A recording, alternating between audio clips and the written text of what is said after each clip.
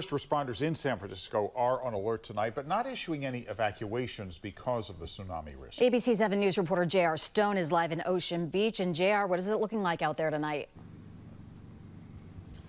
Well, Dan, the beaches are closed here in San Francisco this evening. Earlier, just a couple of hours ago, I saw bonfires out there along the beach. But the park rangers came in here. They closed that beach. They made sure people were out of the water, which is obviously a lot easier to do in the nighttime hours. I spoke with those from the USGS, also San Francisco emergency officials. This is what they had to say. At this point, there is definitely a tsunami coming, and it's a pretty good-sized tsunami. The advisory right now means people in the water, near coastal waterways, should get out of the water, in my opinion. If it's a tsunami advisory, and if it were to stay that way, I guess the focus would be stay off the beach, stay out of the water. But if it's an advisory warning, that could lead to possible evacuations or something. That's correct. That's correct. Crescent City is the big spot in California. They always get the big tsunamis there.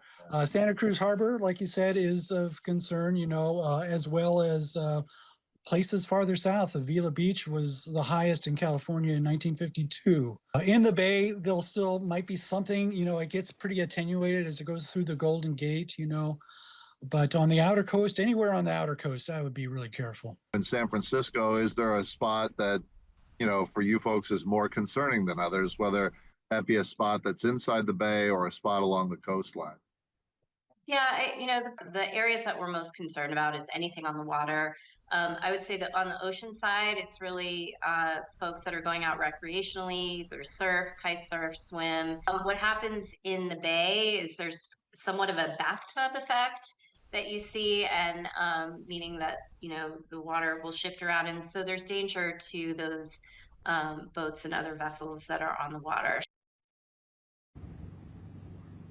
Emergency officials here in San Francisco don't expect the advisory that's in place here to change into a warning, but it certainly could happen in the next hour and a half, just not something they are predicting at this point. They do expect waves up to a foot at this point. And keep in mind, I know that sounds pretty small, but those water conditions could keep in place for the next 24 to 36 hours once they arrive at what is said to be 1240 here in San Francisco.